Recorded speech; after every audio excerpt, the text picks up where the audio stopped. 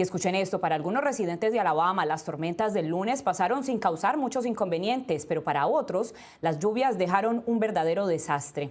Ya se han comenzado las labores de limpieza y recuperación. Los expertos afirman que uno de los errores más grandes que comete la gente es demorarse demasiado en programar las reparaciones.